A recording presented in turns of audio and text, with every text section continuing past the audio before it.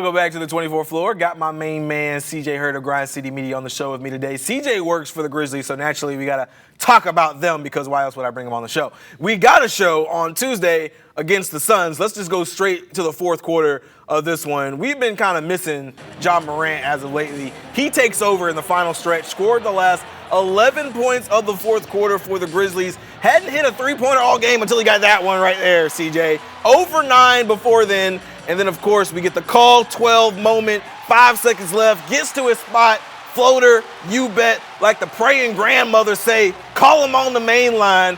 We get over to overtime. It's about sharing is caring. He finds the rookie, Jalen Wells, not once, not twice, but 3 times to close this game. The Grizzlies won it 151 to 148. Morant had 29 points, 8 assists, 2 steals, despite shooting 7 of 25. But when you're not scoring, sometimes you just got to keep pressing, CJ. Just staying locked. I mean, I know every shot I take won't go in, but that don't mean, once you miss one, just stop taking them. So just continue to just shoot the ball. Yeah, I mean, I knew it was coming. It was just a matter of time. He's too good of a player, to struggle for the whole game. He stayed with it, and nobody else I'd rather have trying to make plays down the stretch. CJ, I know you work for this team. You've seen plenty of 12 over the last couple of years, but what he was able to do down the stretch of this game, what'd you think? It's important. They need him. They need somebody to do that. And if it's him, great. If Ja Morant is your Mariano Rivera, where you can call him in, play Enter Sandman, and he close out a game, let's do it. Let's go. But one of those 3, Dez, Ja, Jaren's going to have to be your closer, and all 3 of them are going to have to pick up the load on both the offensive and defensive end. And we're talking about Ja, and rightfully so. Great game. Great way, particularly to close out the game in fourth quarter and overtime.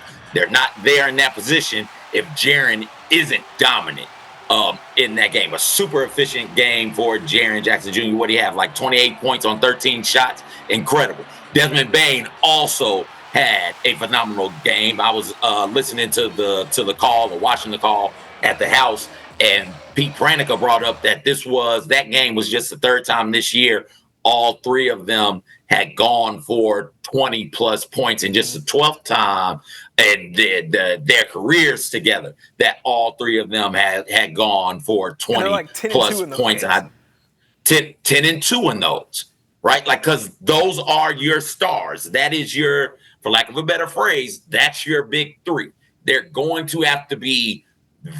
They can't just be big in the playoffs. They're going to have to be extra large, huge, ginormous, whatever adjective, bigger than big that you need to use. That's what they're going to have to be. And Ja Morant's ability to close games may be where he fits in this piece, because it's hard to get everybody going in one game, let alone at once, right? Because that's not how basketball works. It's not going to be, okay, it's Jaren's turn now. All right, next possession, Dez, you shoot. Next possession, Ja, you shoot. That's not how basketball works. Somebody's going to have to carry them to the end, and somebody's going to have to close it out. I used the Mariano Rivera comparison earlier. Think about it like a relay race, one of the big major relays where, okay, the first leg, I got it. Second leg, you got it. And then the anchor leg, somebody else has it, right? Like, that's going to have to be how this works, where they pass the baton from one to the next in order for the Grizzlies to get where they want to get to in the postseason. Yeah, I think you make excellent points. When I started writing this game up, I was talking to other people about this game. It was a game where your stars were stars. And it was a game where your stars were stars on both ends, right? So let's see. We had Jaren Jackson. Yeah. Jaren Jackson Jr. had 28. Desmond Bane had 25. Morant had 29. On the other side, Devin Booker had 28. Bradley Beal had 24. Kevin Durant had 26. And strangely, out of the blue, Bol had 23 points as well. And they got 21 from Grayson Allen because he couldn't miss from three-point range. So this was a game where your stars were stars on both ends, on both teams. It was one of the best games I had seen or really had been in the building for since I started covering the Grizzlies. I mean, I'm so glad I was just there to watch it. It was that fun. But to your point, there has to be a point where it can't be my turn, your turn, your turn. Because that's what it felt like for the Suns. It felt like, okay, Booker's going to take one. All right, Beal's going to get one. All right, Kevin Durant's going to go get one. For the Grizzlies, it was like, okay, we got to stretch a little bit here from Jaren. He goes and gets you 4 to 6 points on his own. And then as you get a bit of a stretch, there's a 3 there from Desmond Bane. Oh, he gets another 3 there. Desmond Bane seems like he's kind of I can do it the whole game. Like, whatever you need me to do it, I can do it the whole game. It seems like we kind of getting Jaren front half, Ja back half. And to Ja's point, he shot 7 for 25, 0 for 9 from 3, just kept shooting it. And I think you kind of have to appreciate that because I think it would have been easy for him to kind of sulk in that, like, hey, man, it's not my night. I'm gonna let these other 2 guys kind of have it.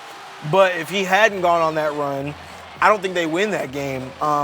Whether Jaren Jackson Jr. or Desmond Bane are in there or not, because the Suns' big 3 plus Grayson Allen and Bol were giving them everything they could take. So it was just an incredible game. Shout out to the rookie as well, Jalen Wells, 19 points. He had 7 of his 19 in overtime, and so for Ja Morant to keep giving him the ball in that moment was incredible. It was one of those games where it's like, okay, this does seem like a team that can contend because ain't a lot of people going to be able to keep up with you scoring 151 points in a game. It's just not going to happen.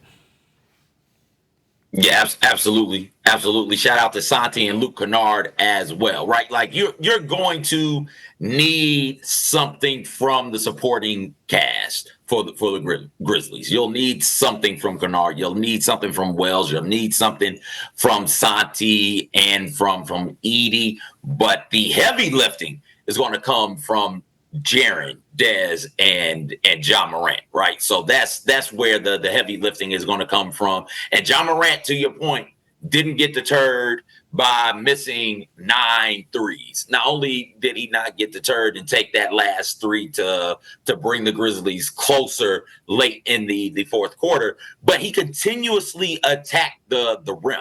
And so at a certain point, he realized shots not falling. Let me get to the rim. And he played into and through contact instead of trying to avoid it, which led to him being put at the free throw line a bunch. I think he was perfect from the free throw line. I can't remember exactly, like 10 for 10 or 11 for 11, something like that. From 14 for 14. 14 for 14. 14 right. for So 14. If your shot's not falling from deep, get to the rim. Ja Morant can get to the rim at will whenever he wants to. And when you see somebody there, you don't have to double pump, dipsy doodle it, 360 lay in, although he's capable of doing that. You don't have to do that. You just go into the contact, hit the contact. The refs are going to call the foul, and you can get those points at the free throw line. Yeah, I've never seen anybody contort their body quite the way Ja Morant does. No. And he contorts it into I've passes. seen It's the craziest thing I've ever seen in my falling. life. He's falling down to the ground. Right, exactly. He had another phenomenal play, had his head at the rim. I didn't include it, and I should have. That is an error on my part. His head at the rim, alley-oop slam, was incredible last night. To your point, the big 3 got to do all the heavy lifting. This is the heavy lifting portion of the schedule. They got the Knicks on Friday night. They'll take on the Spurs again, the Wemby-less Spurs, so that's not really heavy lifting. But then they got the Hawks and the Oklahoma City Thunder. That'll be next March the 5th, which I believe is Wednesday.